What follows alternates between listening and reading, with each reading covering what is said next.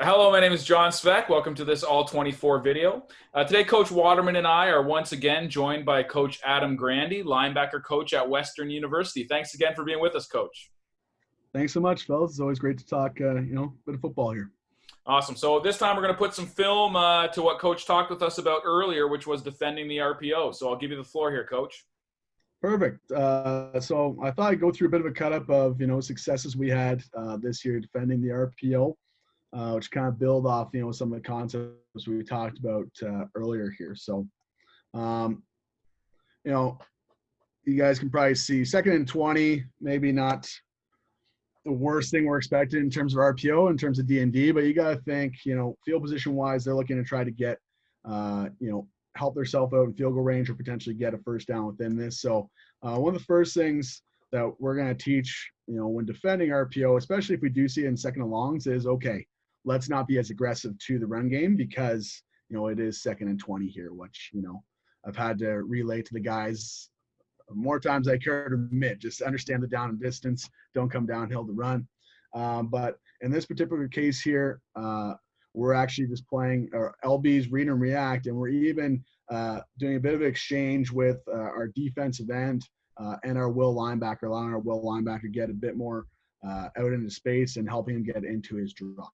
So they come out 32 formation.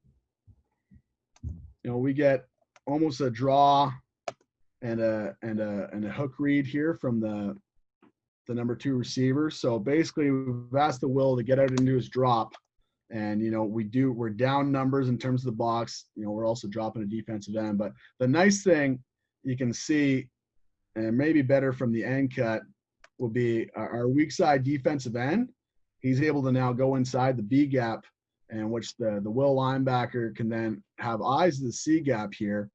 But kind of helping us out defeat the draw play on this. So probably get a better look. So really in particular, our boundary defensive end, because it's 2nd and 20, we want the will linebacker to get out and get width. And then almost give him that defensive end 2-way go. He comes inside the B gap. We're able to track inside. And we're able to get off the field there. Just from a simple exchange of will linebacker and defensive end responsibility. Now, can I ask you, Coach, if that same play call, if the look was an inside zone, maybe into the boundary, is your DN spike and B gap on that as well? Yeah, and I think probably the best way to play that would be just try to string it along and then come back inside. So, give that running back, the illusion that we have the edge, and then take it away late. And then by that time, too, we've helped kind of get our pursuit from our linebackers and defensive backs out as well there. So I think that's probably your best way of handling that. Yeah. Perfect. So moving on here. So, 1st and 15, again, we really want to stress playing the down distance, playing the rules within the down distance. Laurier's come out.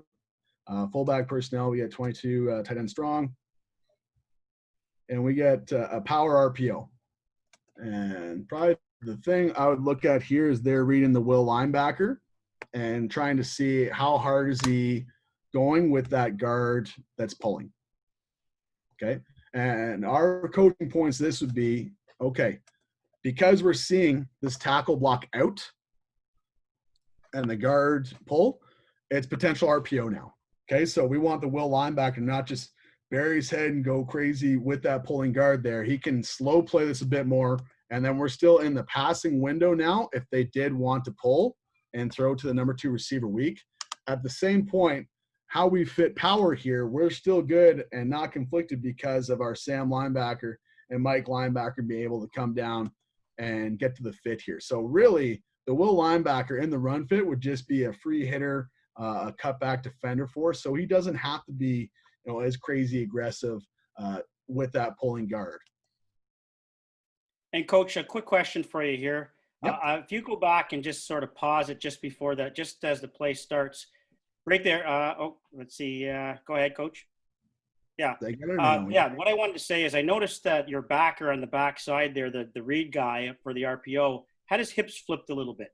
Yeah. And is that something you're coaching? I've heard some coaches talk about, disguising it with a hip flip a little bit. Is that something you guys talk about to your players? No, I don't think I'm as smart to kind of teach that technique there. That would just be I would say our will linebacker probably saw a high hat from the tackle in terms of his key, and that probably would have elicited trying to push out. And I'd also like to think that 1st and 15, he's thinking maybe I can play, a bit more pass first and come back down to run. But no, in an ideal world, I would probably want him just to be a bit more square. I would naturally maybe see a bit of a shuffle in just with the guard, but like not burying himself into the next open gap or how we would normally fit if it was just straight power. And like I said, just from this, in terms of the fit, they just have one puller between, our Sam linebacker and our Mike linebacker. We're able to account for that added gap, and then going from weak side to strong side, and we're good to make the play on it. And our defense line does a great job coming off there as well. 2nd and 10 now. Again, not kind of your traditional RPO down, but, there's so many different ways teams are running RPO. And, I know teams will run like a draw, like we saw earlier, they'll run the draw. And then, is the will linebacker in the box? Is he not in the box? Can we throw that number 2 receiver? And that's, more probably one of the more popular ones we'll see on 2nd and longs. So they're in a 5R set. We talked about some of the things and options would be, man coverage.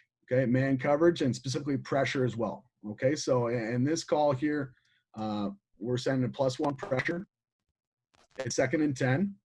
So we know the ball's going to come out early. In terms of the draw read, you can see that they're kind of set up with it because the tailback is set here.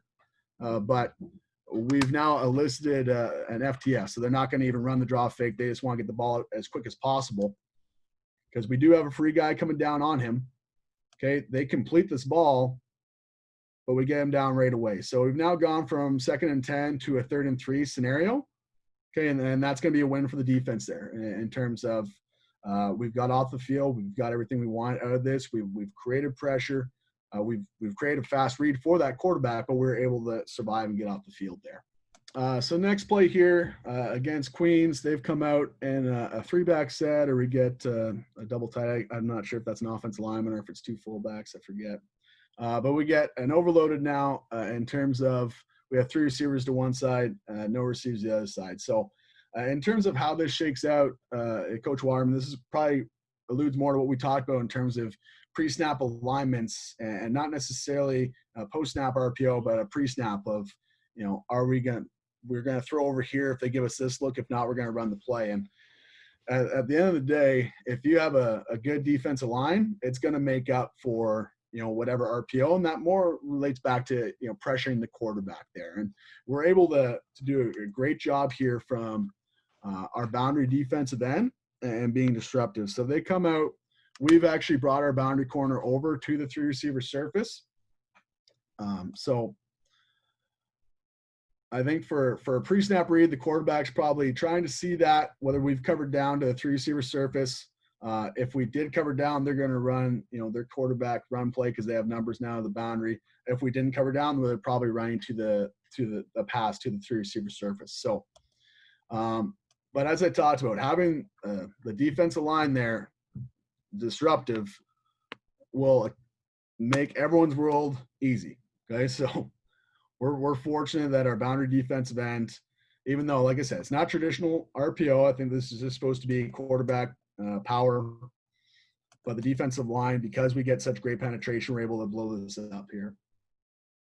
Coach, do you find that going into a game, you're going to want to have at least 2 or maybe 3 ways of looking against that in case something's hurting you, or what's your thoughts on that? I think you have to. I think you don't want to reinvent the wheel with this is something completely unique. But, I think teams are good enough now that they'll want to – I'm not sure if they'll script it, but they'll definitely be paying attention to how you're adjusting to that formation. And then I think you want to give yourself some options if, go in probably with the base way and then like have some change-up calls if you didn't like the way you're defending it. So right.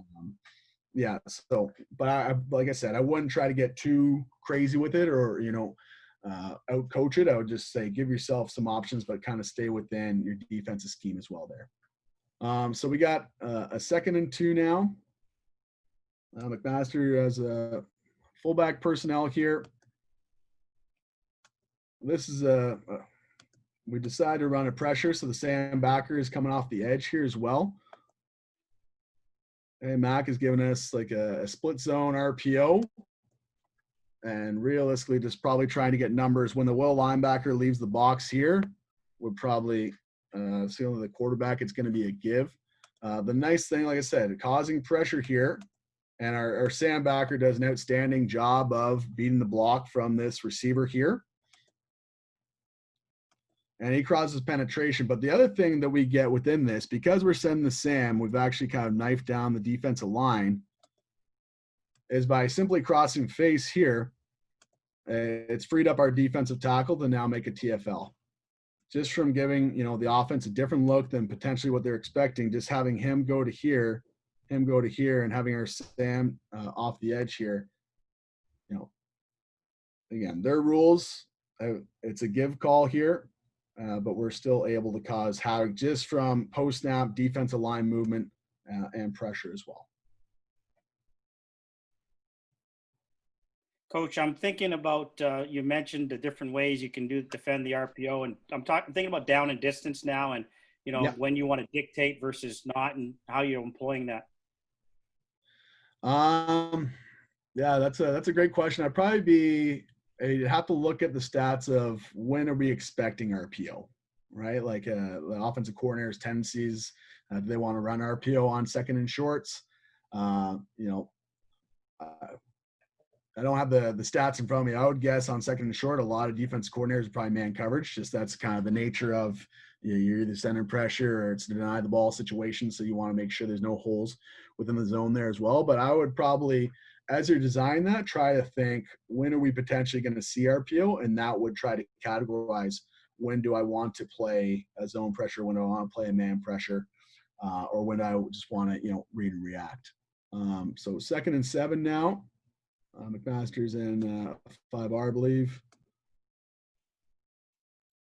And this kind of relates back to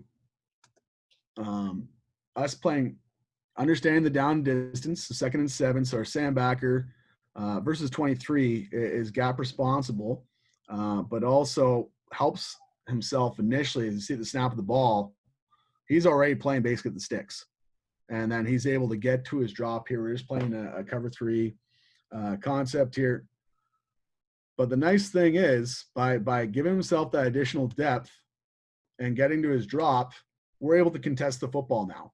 Okay, we've gotten to we're playing football here. We're able to get to our drop right away and now contest it. We're able to get a good hit on the receiver and force the ball out now. On this particular play, do you think they're reading the Sam linebacker here, Coach?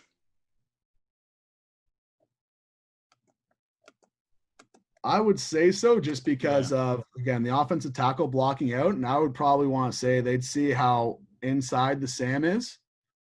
That would probably say, okay, we can probably get the ball through this window here. Gotcha.